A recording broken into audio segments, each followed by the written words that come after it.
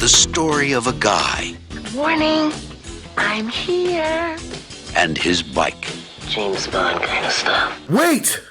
Before we get started into this awesome big adventure film, please do us a favor, hit that subscribe button. Pee-wee's Big Adventure 1985. We recently lost the icon of Paul Ruebens to a private battle with cancer. And he had typed up a letter before he passed away. He basically didn't want to let everyone see him in this state that he was in. And he wants the world to remember him as, you know, he was as a comedic actor. And I remember Paul Ruebens, Pee Wee Herman, to be, you know, a ball of joy. Before this film, he did a show called Pee Wee's Playhouse and spawned a career of Lawrence Fishburne. Blackish is not the first comedy I've done. Pee Wee's Playhouse was the first comedy. Cowboy Curtis. I remember watching that show, but I more so remember this movie. Same. But when I turned this thing on and I heard the boom, boom, boom, boom, boom, I was like, I don't even need to see the screen of who composed this music. Danny Elfman. It's Danny Elfman.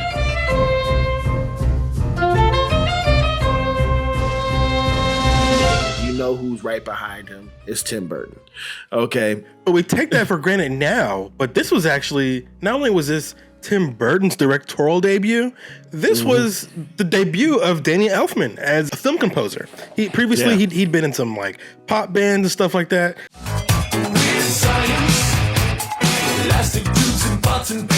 That's how Tim Burton knew him, and that's how Paul Ruebens knew him, and that's why he ended up on this film. But this spawned the career of like pillars of cinema these days, right? Danny Elfman, Paul Ruebens, Tim Burton, and you can feel the energy in this thing, man. Feel the energy, feel the creativity. Oh my This gosh. film starts off as Pee-wee's waking up in the morning in his goofy, awesome, freaking childlike house. I love the aesthetic of this film. Well, actually, it starts off in a dream. And what's funny is the dream isn't that much different from the established world. Like, I kept thinking, oh, okay, so maybe Pee-wee's the only weird one. No, this is a strange, bizarre, kind of creepy, kooky world, and Pee-wee's childlike demeanor actually slots in just fine. I thought people would point at it more than they did, but they really didn't. He was bizarrely the straight guy. In this weird movie. Like you said, I loved the aesthetic of it. I love the look of it. I love the sound of it. It is just oozing with creativity. And Paul Ruebens brings such a childlike joy to his character. When I was a kid, dude, I was obsessive about this movie. Okay, I probably watched it 100 times. I had my Pee Wee Herman dance down. I was all about this film. And as an adult, I can see why. First of all, I don't think a kid would even notice how bizarre this movie is. They would just kind of accept it. And that's kind of how Pee-wee looks at the world. And I love that. The movie never loses focus of that childlike joy.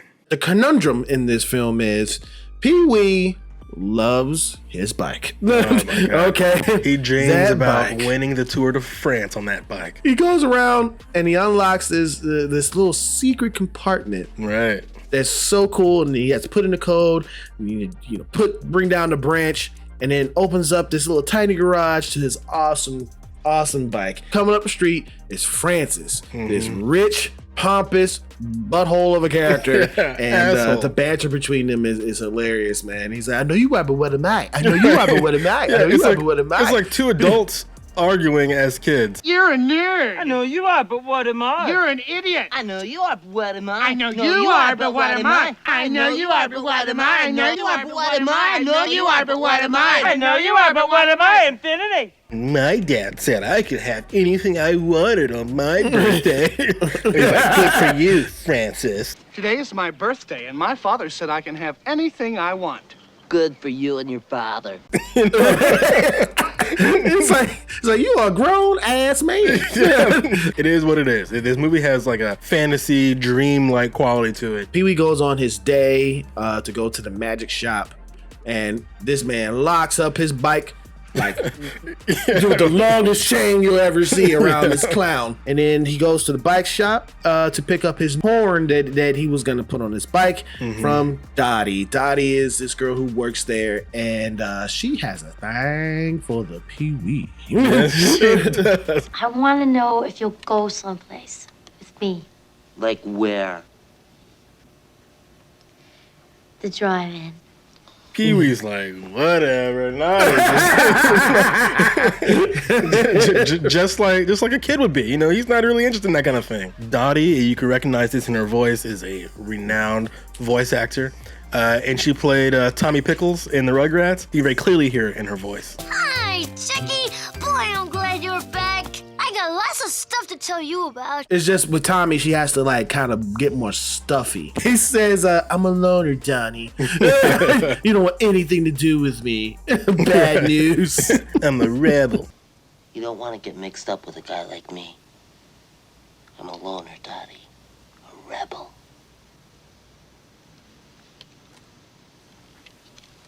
So long, Dad. He got his horn, goes outside, and then he sees his bike is gone.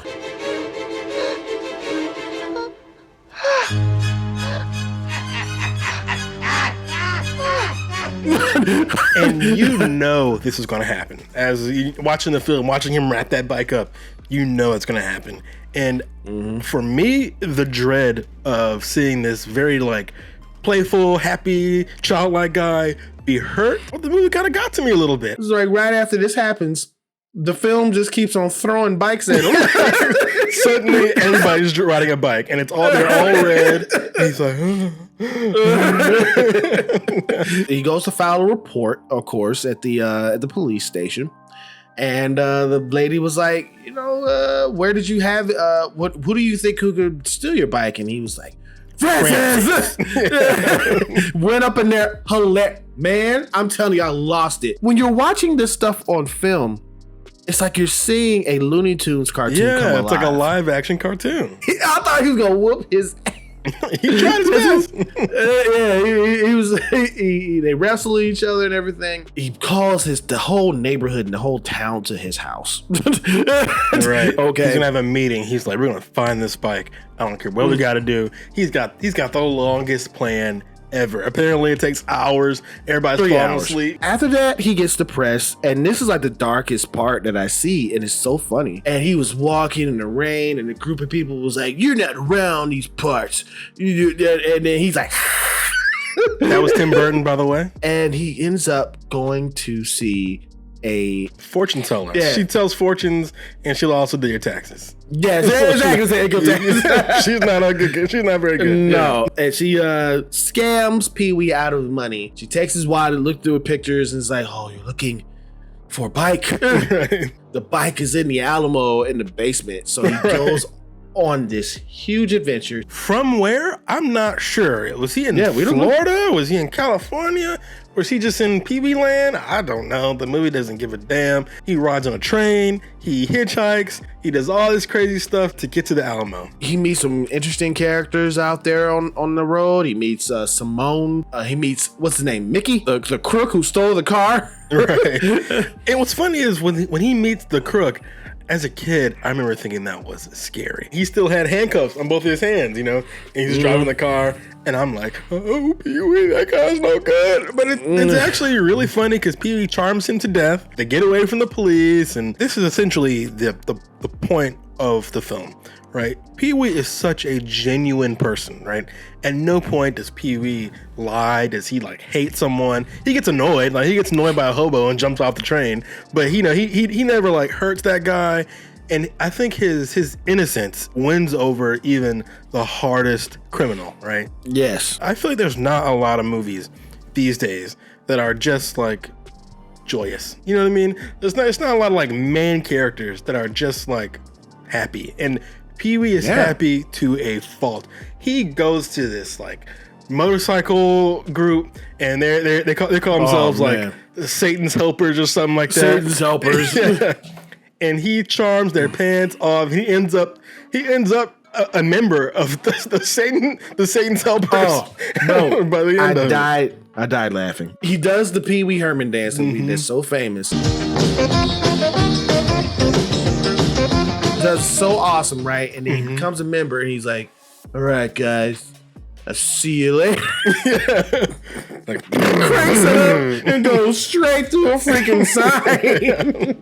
The thing about Pee Wee Herman, he reminds me of Harold Lloyd and Buster Keaton and all of those old school physical comedians that's there to just make you laugh. But the character that Paul Ruebens created in Pee Wee is so charming. By the end of the film, during the credits, it doesn't say Paul Ruebens in the credits. It says Pee Wee Herman. Pee Wee Herman as himself. If we didn't know Paul Ruebens as just the actor, you would be like, that's Pee Wee Herman. Everywhere you go, it's Pee Wee Herman. I didn't even learn Pee Wee Herman's real name until Paul Ruebens was in Mystery Men, which was like in 2000, year 2000 or something, you know? So I just, like you said, I just thought it was Pee Wee, you know? And I think the character Pee Wee, he speaks to like your inner child, you know, like within all of us is like that little kid, you know, and Pee Wee, while he has physically grown, I don't want to say mentally, or emotionally, he's still very much a kid, a very I would say happy, emotionally, joyous kid. Yeah, very much a kid. He seems to understand like the world better than a child, right? Like he understands money, he understands, you know, where the Alamo is, you know, is in Texas, things like that.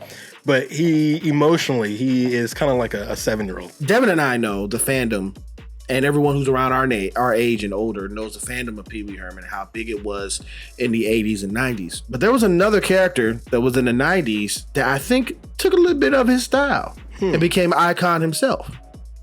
Know who that person is? Who's that? Urkel. I can see Urkel that. took a little bit of that style, man, and Jaleel White, I think, borrowed a lot from Paul Ruebens' character to be able to make his own legacy. Did I do that? I meant to do that. It shows you how big Paul Ruebens was in making that character of Pee Wee Herman, that he can inspire somebody else like that to do that. I have no doubt that's where, you know. Me neither. Jaleel I think you're came absolutely over. right. Clearly, there's a little bit of Pee Wee inside Urkel. One of the cool things about this film is, you know me, and just like you, Tyrone, I love movies. I love film. And I like how movies can transport you to somewhere else. And this movie, about halfway through, becomes a movie about movies, right? Like at one point, he ends up on the Warner Brothers lot, and he's going through a Godzilla scene, and he's going through like some sort of like a James Bond thing, and a Tarzan scene, and on and on and on. And Which makes sense, by the way. Right, Tarzan and James Bond in this film makes sense. It does. Unlike Octopussy.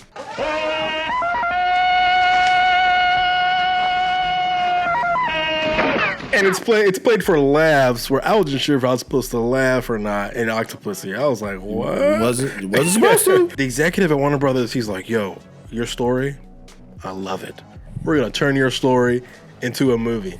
And so this crazy universe ends up being a little bit crazier when they turn it into a movie, because he's in like a James Bond type film where everything is heightened, but in like a different way. The bike is turned into a motorcycle, and like I liked all that stuff. It's so good. And he even says some of Pee Wee's catchphrases like, "You don't get caught up with me. I'm a rebel." I love that stuff. You don't want to get mixed up with a guy like me. I'm a loner, Dottie. A rebel. I know you are. But what am I?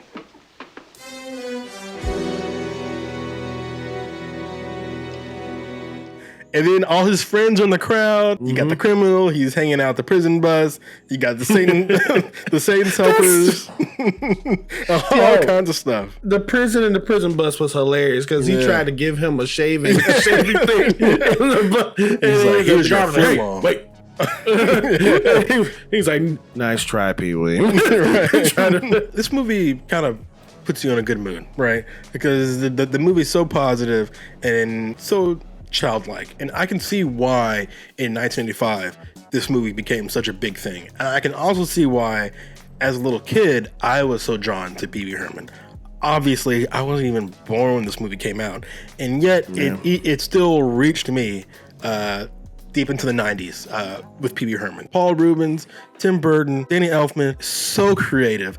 This is one of those movies that 100% would never be made today. Yeah, man, Pee Wee Herman has been inspiring creators for a long time, along with a whole bunch of nostalgia for this film, along with my love of film, my love of actors who commit to physical comedy, but also be professional actors and who can transform themselves at the top of a dime. Paul Ruebens, Pee Wee Herman. This movie is great. This movie is heartwarming. This movie is colorful, and I would have to say this is one of Tim Burton's masterpieces. Agreed. Clear classic. What's funny is back in the day, I believe it was Gene Siskel. He said it was the worst movie he ever saw. And now it's a classic. The gimmicks that I saw, like the putting on the shoes at the beginning of the film and all that kind of stuff, his little bedroom and all that, just seemed to me too predictable. And the nya fights back and forth got to me. I can't recommend it. I don't know. I think you kind of have to be in a certain state of mind to take Pee Wee Herman. And to be sure, a feature length, there's a lot of Pee Wee Herman. Yes, this might be one to kind of show 10 minutes of every night as a short subject. I'm giving this film an A throughout the whole board of it. It's A for me. I agree. This one's getting an A. And I think it would get an A from me even if I didn't feel nostalgic about it. Because like you said, this movie is just it's so likable, even though it's bizarre and strange, and yet it all comes together to make a very warm movie. So would you recommend people to see it if they haven't seen it? Absolutely. I think if you haven't seen it, I think you're in for a treat, because you've never seen a movie like this. And I venture to say you may not ever see a movie like this again. Yeah, to be honest with you, you probably will never see. You won't see a film like this again, and you probably won't see a character like Pee Wee Herman again. The way movies are made now, I can't imagine anyone, any studio would greenlight an original film with an untested director, relatively untested actor, make an original film like this. More importantly, do you recommend this film? Please get in the comments and let us know what you think of Pee-wee's Big Adventure. Pee-wee's Big Adventure. Be sure and tell them Large Marge sent ya. Thank you so much for clicking on this video. You guys are freaking dope. And if you are new to seeing our faces, please hit that subscribe button right at the bottom. And if you did like our rating review for this film, please hit that thumbs up, because it really does help out the channel, please. Or get that thumbs down, whichever you choose. It is your opinion. Just remember one thing, it's mostly wrong. That's the laugh. I knew it was coming. You know the color, man.